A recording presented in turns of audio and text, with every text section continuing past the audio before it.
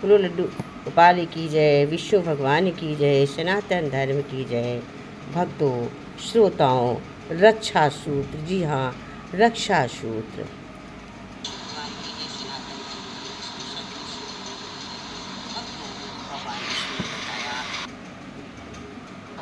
देवी देवताओं को सुनाई। तो मित्रों, श्रोताओं, भक्तों, हम आपके लिए एक ऐसी नई ज्ञानवर्धक शिक्षावर्धक कथा लाई हैं, बहुत ही प्रेरणादायक है। तो इस कथा को में आप सभी पूरी सुनिएगा। शास्त्रों में कहा गया है किसी भी धार्मिक कथा को अधूरा छोड़ना उचित नहीं माना गया, अच्छा नहीं होता। इसलिए इस कथा को अंत तक अवश्य सुने। अब शुरू करते हैं रक्षा सूत्र की कथा। आज की कथा है देवताओं के राजा इंद्र ने अपनी शक्ति वैभव और सामर्थ्य पर अत्यंत गर्व करने लगे थे। स्वर्ग का सिंहासन उनका था, ऐरावत उनका वाहन था और ब्रज उनका अद्वितीय अस्त्र। तीनों लोकों में उनके पराक्रम का डंका बजता था। लेकिन जब मनुष्य को निरंतर सफलता मिलती रहती है और उसे कोई चुनौती नहीं मिलती है, तब उसके भीतर धीरे धीरे अहंकार जन्म लेने लगता है। यही अहंकार इंद्र के मन में भी भर गया और समय बीतने के बाद इंद्र स्वयं को सबसे श्रेष्ठ समझने लगे। उन्होंने अपने गुरु बृहस्पति का सम्मान करना भी लगभग छोड़ दिया। एक दिन जब गुरु बृहस्पति उनके दरबार में आए, तब इंद्र अपने सिंहासन से उठने तक नहीं। उन्होंने ना तो गुरु का अभिवादन किया और न भी उचित आदर सत्कार किया। केवल अपेक्षा भरी दृष्टि से उन्हें देखा और दूसरी ओर मुख खोल लिया। गुरु बृहस्पति सब कुछ समझ गए। उन्होंने कोई क्रोध नहीं किया, कोई कठोर वचन नहीं कहे, कोई गुस्सा नहीं की, वे मौन रहे। किंतु उनके हृदय में गहरी पीड़ा थी। जिस शिष्य को उन्होंने स्नेह और ज्ञान देकर महान बनाया, वही आज अहंकार के कारण पतन के मार्ग पर बढ़ चुका है। वे शांत भाव से वहाँ से चले गए। इंद्र ये नहीं समझ पाए कि अब गुरु के साथ छोड़ देते हैं, तब उससे शक्तिशाली व्यक्ति भी भीतर से निर्बल हो जाता है। उधर उसी अवसर का लाभ उठाकर असुर में पराक्रमी राजा वृत्रासुर ने देवलोक पर आक्रमण कर दिया।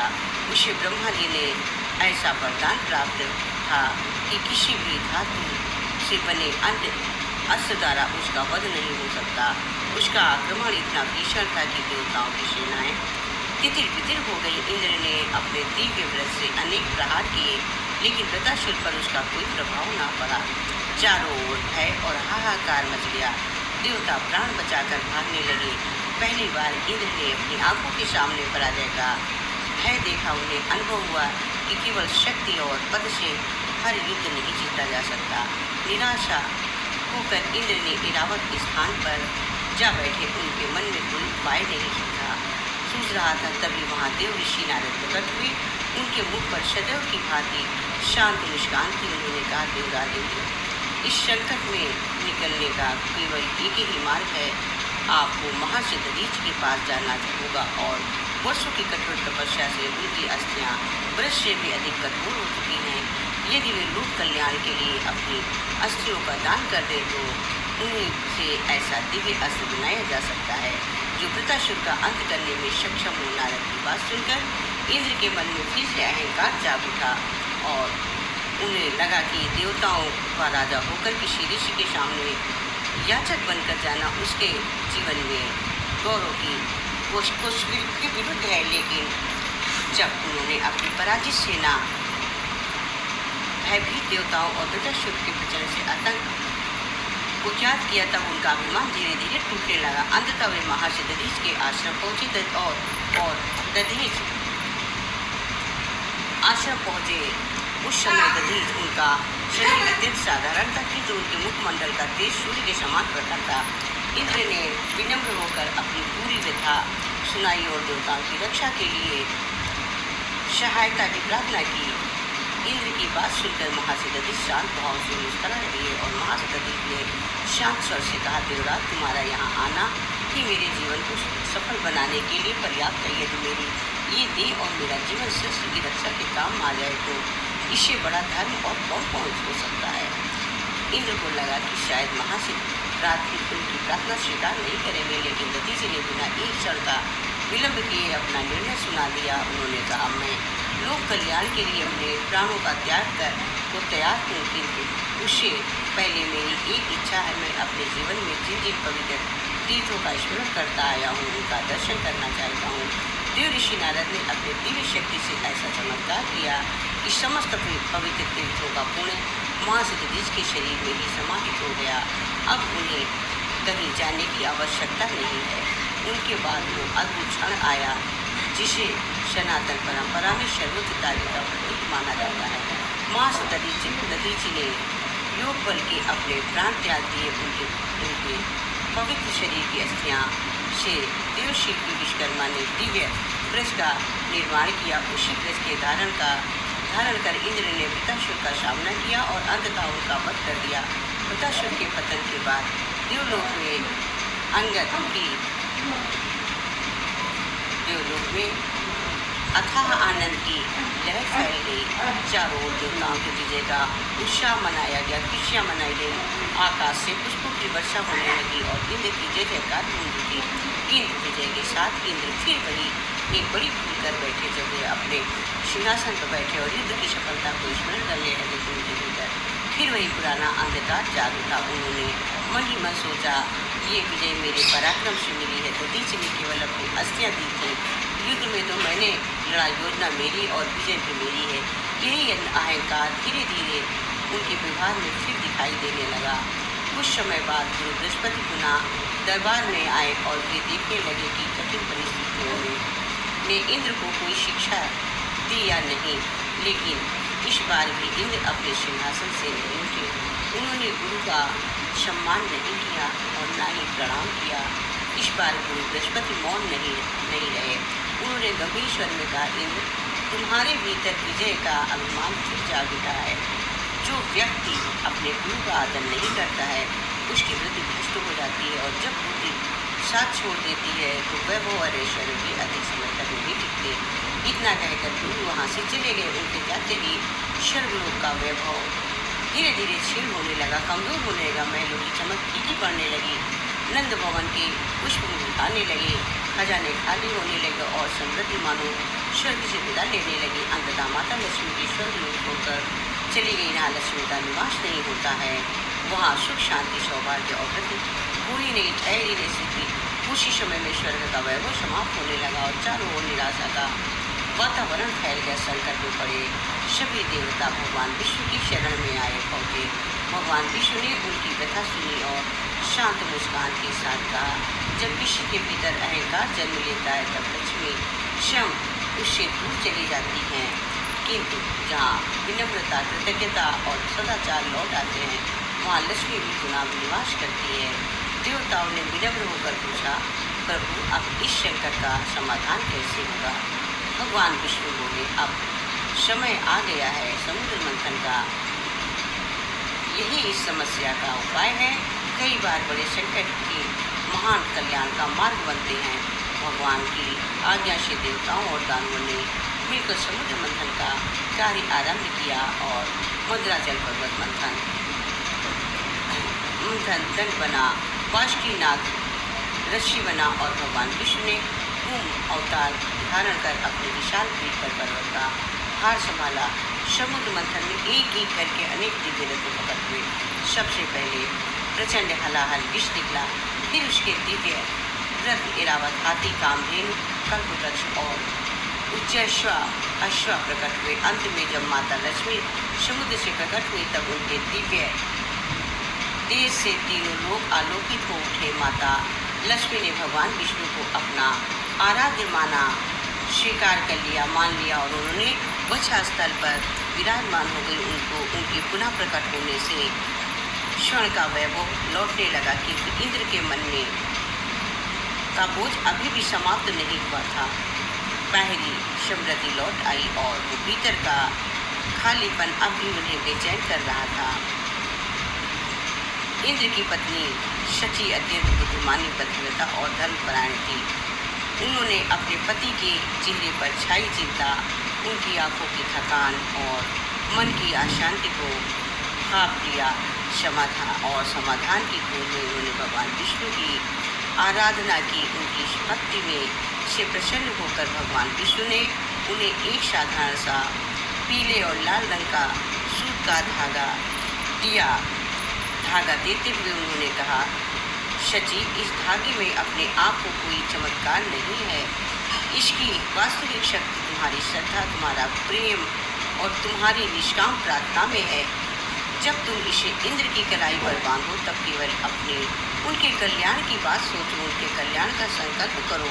प्रार्थना करना है कि उनका अहंकार समाप्त हो जाए, उनकी बुद्धि निर्मल बने और वे सच्चे धर्म के मार्ग पर लौट आएंगे। ईश्वर से कामना करो और धागा का शुभ संकल्प का प्रतीक होगा। श्रावण मास की पूर्णिमा की पावन रात्रि थी। पूर्ण चंद्रमा अपने शीतल चांदनी में संपूर्ण आकाश में प्रकाशित हो रहा था, फैल रहा था।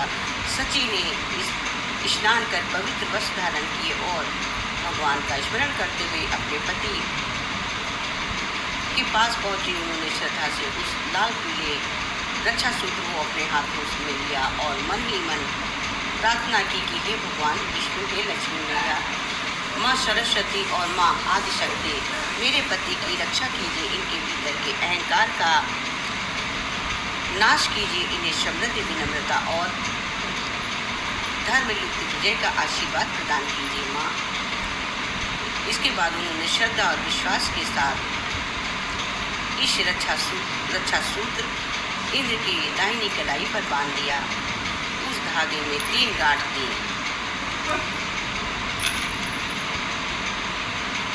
धर्मयुक्त विजय का आशीर्वाद प्रदान किया। इसके बाद उन्होंने श्रद्धा और विश्वास के साथ वो रक्षा सूत्र इंद्र की दाहिनी कलाई पर बांध दिया। उस धागे के 3 गांठें दी। प्रत्येक गांठ का संकल्प एक प्रार्थना और एक पवित्र बंधन वचन का प्रतीक था। इंद्र ने अपने कलाई पर बंधे उस साधारण से धागे को देखा। उसी क्षण उनके हृदय में वर्षों बाद एक अनोखी कोमलता जाग उठी, मानो सूखी धरती का पहली वर्षा की बूंदें गिरी हो। जब उन्होंने शची की ओर देखा तो वहाँ ना भय था और न शिकायत और न ही किसी प्रकार का अपेक्षा। उनकी आंखों में केवल निस्वार्थ प्रेम, विश्वास और समर्पण। उस प्रेम ने इंद्र के कठोर हृदय का पिघला दिया। उनकी आंखों से अश्रुधारा बह निकली। शायद पहली बार उन्हें अपनी भूल का एहसास हुआ, भूलों का सच्चा पश्चाताप हुआ। अगले ही दिन आंसुओं ने पहले से ही अधिक प्रबल आक्रमण किया। उन्हें विश्वास था कि स्वर्ग अब पहले जैसा शक्तिशाली नहीं रहा। युद्धभूमि की ओर बढ़ते समय इंद्र की दृष्टि अपनी कलाई पर बंधे रक्षा सूत्र पर पड़ी। उस धागे ने उन्हें एक साथ कई स्मृतियाँ याद दिला दी। महर्षि दधीच का महान बलिदान, भगवान विष्णु की कृपा और शची की निष्काम प्रार्थना। उसी क्षण उनके मन में एक नया विचार जन्मा। उन्होंने स्वीकार कर लिया कि कोई भी विजय केवल एक व्यक्ति की नहीं होती, उसके पीछे अनेक लोगों का त्याग, आशीर्वाद और संयोग छिपा होता। यही भावना उनके लिए सबसे बड़ा अस्त्र बन गई। इंद्र पूरे आत्मविश्वास के साथ युद्ध भूमि में उतरे और इस बार उनके चेहरे पर अहंकार नहीं बल्कि विनम्रता, धैर्य और धर्म के अटूट विश्वास दिखाई दे रहा था। युद्ध अत्यंत भीषण हुआ। असुरों ने अपनी पूरी शक्ति लगा दी, फिर भी इंद्र तनिक भी विचलित नहीं हुए। माना जाता है कि उस दिन उनकी कलाई पर बंधे रक्षा सूत्र से दिव्य तेज प्रस्फुटित हुआ और वो कोई साधारण धागा नहीं बल्कि शची की प्रार्थना और भगवान विष्णु की कृपा से निर्मित एक अदृश्य रक्षा कवच बन चुका था। अंततः देवताओं की विजय हुई और लेकिन इस बार विजय के बाद इंद्र का व्यवहार पहले जैसा नहीं था। सबसे पहले उसने गुरु बृहस्पति के चरणों में पहुँचे और उन्होंने विनम्रता से सिर झुकाकर कहा, गुरुदेव, मैंने आपका अपमान करके बहुत बड़ी गलती की है और भूल की है, कृपया मुझे क्षमा कर दीजिए। गुरु बृहस्पति देव ने स्नेहपूर्वक उन्हें प्रणाम किया। उनकी आंखों में नम थी। उन्होंने कहा, इंद्र, मैं इसी दिन की प्रतीक्षा कर रहा था। इंद्र, मैं इसी दिन की प्रतीक्षा में था। आज तुम्हें वास्तविक विजय प्राप्त हुई है क्योंकि तुमने अपने अहंकार पर विजय पा ली है। यही भगवान विष्णु ने वैकुंठ में उपस्थित माता लक्ष्मी और सभी देवताओं की ओर देखा और कहा, तुमने इस कथा को सुना, अब इसका वास्तविक रहस्य भी जान लो। तभी देवता शांत होकर भगवान की वाणी सुनने लगे। माता लक्ष्मी पूर्ण एकाग्रता से उनकी ओर देख रही थी। भगवान विष्णु बोले कि इस संसार में 3 दोष होते हैं जो मनुष्य का पतन कर देते, अहंकार, अकर्तता, गुरु का अपमान। इसके विपरीत 3 गुण ऐसे हैं जो मनुष्य को अज्ञेय बना देते हैं। विनम्रता, कृतज्ञता और गुरु की शरण। उन्होंने आगे कहा, जब सची से इंद्र की कलाई पर ये धागा बांधा तब वो केवल एक सूत नहीं था बल्कि एक रक्षा कवच था और एक पवित्र वचन था। वो इस व्रत का बात का संकल्प था कि मैंने तुम्हारे कल्याण की कामना करती हूँ, तुम्हारे साथ हूँ और तुम्हारी रक्षा के लिए निरंतर प्रार्थना करती रहूँगी। इसी कारण आज इसे धागे को लोग कलावा मौली या रक्षा सूत्र ही कहते हैं। ये केवल धार्मिक परंपरा नहीं है, ये हमें उस प्रेम, विश्वास और संकल्प की याद दिलाता है जो किसी अपने ने हमारे लिए किया हो। भगवान विष्णु ने समझाया कि जब किसी यज्ञ या पूजा के बाद पुरोहित किसी व्यक्ति की कलाई पर रक्षा सूत्र बांधता है तब वो केवल धागा नहीं बल्कि धर्म के प्रति पवित्र संकल्प स्मरण करता है। जब कोई माँ अपने बच्चे की कलाई पर इसे बांधती है तब उसमें उसकी ममता और आशीर्वाद छुपा होता है।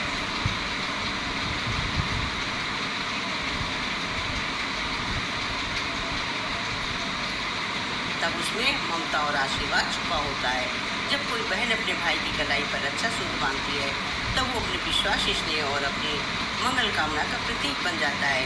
उन्होंने आगे कहा, ये रक्षा सूत्र त्रिदेव ब्रह्मा, विष्णु, महेश का प्रतीक है। साथ ही ये आदि शक्ति के 3 स्वरूप सरस्वती, लक्ष्मी और पार्वती की कृपा का प्रतीक है। माना जाता है कि सबसे बढ़कर ये उस पवित्र संकल्प का प्रतीक है जो सची ने इंद्र की कलाई पर बांधते समय लिया था। विजय की तभी सार्थक है जब मन अहंकार से मुक्त हो। भगवान विष्णु की वाणी समाप्त होते ही वैकुंठ ने गहरा मौन छा गया। अनेक देवताओं की आंखें भाव विभोर होकर नम हो गई। इंद्र अपनी कलाई पर बंधे उसी रक्षा सूत्र को निहार रहे थे। उन्हें एक एक करके महर्षि दधीच का त्याग, सची की प्रार्थना और गुरु बृहस्पति की करुणामयी दृष्टि स्मरण करने लगी। उन्होंने श्रद्धापूर्वक धागे को अपने मस्तक से लगाया और भावुक स्वर में कहा, प्रभु, ये सत्य मैं बहुत देर से समझ पाया हूँ। भगवान विष्णु मुस्कुराए और बोले, देर तो हो जाती कोई बात है जब मनुष्य सीखना छोड़ देता है। देर तब होती है लेकिन जिस दिन उसे सत्य का ज्ञान हो जाता है उसी दिन उसके जीवन का नया सवेरा होता है। इसके बाद भगवान विष्णु ने देवताओं से कहा, आप इस रहस्य को केवल स्वर्ग तक सीमित मत रखो, इसे पृथ्वी पर भी पहुँचाओ। जब भी कोई मनुष्य किसी यज्ञ, पूजा या शुभ और अनुष्ठान में सम्मिलित हो उसकी कलाई पर ये रक्षा सूत्र अवश्य बांधा जाए ताकि उसे सदैव स्मरण रहे कि उसने धर्म का संकल्प लिया है, देवताओं की कृपा उसके साथ है और वो कभी अकेला नहीं है। समय के साथ वो पवित्र परंपरा पृथ्वी पर फैल गई। महर्षि व्यास ने इस ज्ञान का उपदेश अपने शिष्यों का दिया। महर्षि वशिष्ठ ने इसे राजा दशरथ को बताया। यही कारण है कि जब भगवान श्री राम का जन्म हुआ तब शुभ संस्कारों के समय उनकी कलाई पर भी रक्षा सूत्र बांधा गया। समय से बीतता गया, युग बदलता गया। जब भगवान श्री कृष्ण का अवतार हुआ तब उनके दिव्य स्वरूप को देखकर अनेक लोगों को भविष्य लिए लीलाएं स्मरण हो आई और जिसमें कि वे अपने भक्तों की रक्षा के लिए ये सीमा तक जाने वाले आ गए। जलकर महाभारत के समय पर द्रौपदी ने श्रद्धा और स्नेह से अपनी साड़ी का एक छोटा सा टुकड़ा श्री कृष्ण की उंगली पर बांध दिया। तब भगवान ने उस प्रेम और विश्वास का गण ऐसा चुकाया कि चीरहरण के समय दुशासन का समस्त प्रयास निष्फल हो गया। द्रौपदी की साड़ी अत्यंत होती चली गई, बढ़ती चली गई और उसकी लाज की रक्षा स्वयं श्री कृष्ण जी ने की। यही रक्षा सूत्र की भावना है। ये केवल धागा नहीं है बल्कि विश्वास और समर्पण, ईश्वर से जुड़े अटूट संबंध का प्रतीक है। आज भी जब कोई श्रद्धालु किसी मंदिर में जाता है, किसी यज्ञ में सम्मिलित होता है या किसी देवता के सामने श्रद्धापूर्वक हाथ जोड़कर खड़ा होता है और उसी समय उसकी कलाई पर लाल पीले रंग का रक्षा सूत्र बांधा जाता है, तब वो केवल एक धार्मिक परंपरा का पालन नहीं करता, वो एक पवित्र संकल्प का स्मरण होता है। मान्यता है कि उस क्षण भगवान विष्णु और माता लक्ष्मी की कृपा उस भक्त पर बनी रहती है। वही रक्षा सूत्र जिसकी परंपरा सची द्वारा छंद इंद्र की कलाई पर बांधे हुए संकल्प से जुड़ी मानी जाती है और जो प्रत्येक युग में श्रद्धा, विश्वास और धर्म का प्रतीक बनकर आगे बढ़ता रहा है, आज भी मनुष्य को उसके कर्तव्य और आस्था की याद दिलाता है। मानो वो रक्षा सूत्र हर बार यही संदेश देता है कि तुम अकेले नहीं हो, ईश्वर की कृपा सदैव तुम्हारे साथ है, हमेशा तुम्हारे साथ है। अपने गुरु का सम्मान करो, अहंकार से दूर रहो और जो कुछ प्राप्त है उसके लिए कृतज्ञ बने रहो। और जब तुम्हें मन डगमगाने लगे, अपनी कलाई पर बने इस रक्षा सूत्र को देखकर अपने संकल्प और ईश्वर पर विश्वास को स्मरण कर लो। यही कलावा का वास्तविक संदेश है।